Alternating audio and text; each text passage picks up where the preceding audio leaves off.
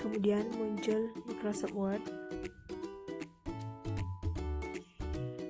Pertama kita pilih File,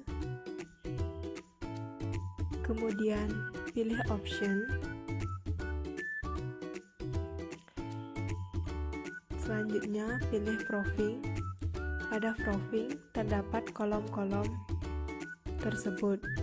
Pada kolom tersebut tidak perlu dicentang. Kemudian pilih autocorrect, di sana juga terdapat kolom-kolom, tidak perlu dicentang. Kemudian di close.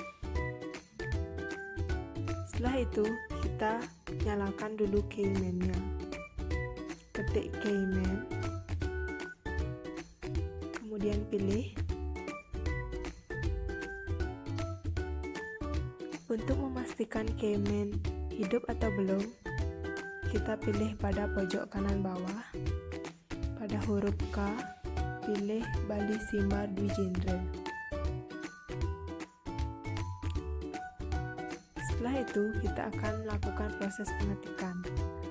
Pada Bali Simbar B ini, huruf standar yang digunakan yaitu dengan ukuran 22. Pada fontnya yaitu Bali Simbar B. Di sini saya akan mengetikkan contoh dengan nama saya yaitu Kade Indah Agustini.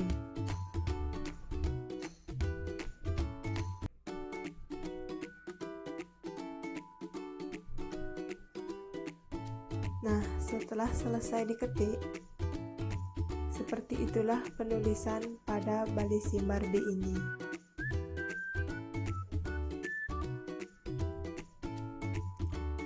Pada kali ini, saya tidak akan menyimpannya. Pilih close, pilih don't save. Cara yang kedua yaitu dengan menggunakan program Bali Simbar Dwijendra. Pertama, kita akan membuka Microsoft Word pada desktop. Setelah terbuka, kita pilih menu file. Setelah itu pilih option. Pada option kita pilih proofing. Nah, di proofing ini terdapat kolom-kolom. Usahakan tidak dicentang. Kemudian pilih autocorrect option, tidak dicentang juga. Setelah itu kita aktifkan keyman-nya pada pojok kanan bawah. Pilih Bali Simbar Dwijendra. Pada Bali Simbar Dwijendra ini, ukuran font yang digunakan yaitu bebas. Pada kali ini saya akan menggunakan font dengan ukuran 20. Yang pertama, saya akan mengetikkan dengan menggunakan Bali Simbar Dwijendra B. Dengan contoh nama saya yaitu Kade Indah Agustini.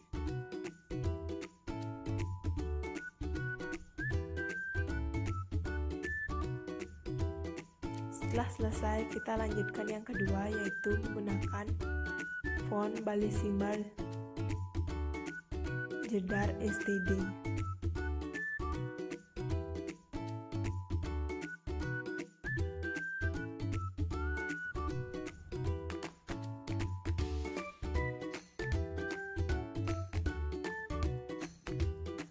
Yang ketiga, saya akan menggunakan font Bali Jelih J dengan penulisan yang sama seperti yang di atas, yaitu dengan nama Kade Indah Agustini.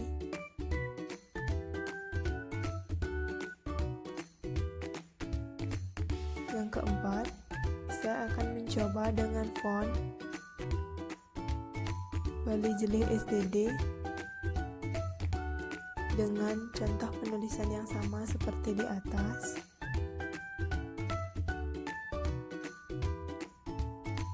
Yang kelima, saya akan menggunakan font Bali Light On dengan contoh yang sama seperti yang di atas.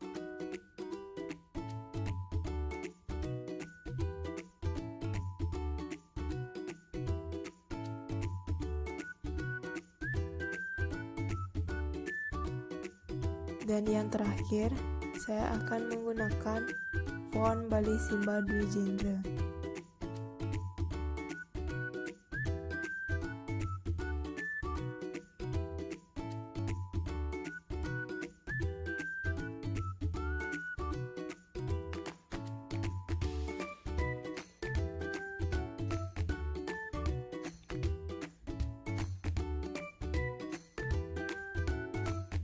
Nah, itulah keenam font pada Bali Simbar ini. Kemudian yang pertama, pada Bali Simbar Dwi Jendra yang pertama, fontnya agak tebal. Yang kedua, font Bali Jedar STD, tulisannya menurut saya sudah bagus. Selanjutnya yang ketiga, font Bali Jelih J, tulisannya sudah hampir bagus. Dan pada font yang keempat, dengan menggunakan font tipe Bali Jelih STD, menurut saya ini sudah hampir bagus. Setelah itu, pada font yang kelima, Bali Light On, ini sudah bagus. Dan yang terakhir yaitu Bali Simbar Dwi Jendra, yaitu ini font yang biasa sama seperti pada Bali Simbar B. Nah, itulah keenam pada font ini. Apabila teman-teman ingin menyimpannya, kalian bisa mengklik pada pojok kanan atas, kemudian pilih save. Akan tetapi pada kali ini saya tidak akan menyimpannya. Saya akan memilih don't save.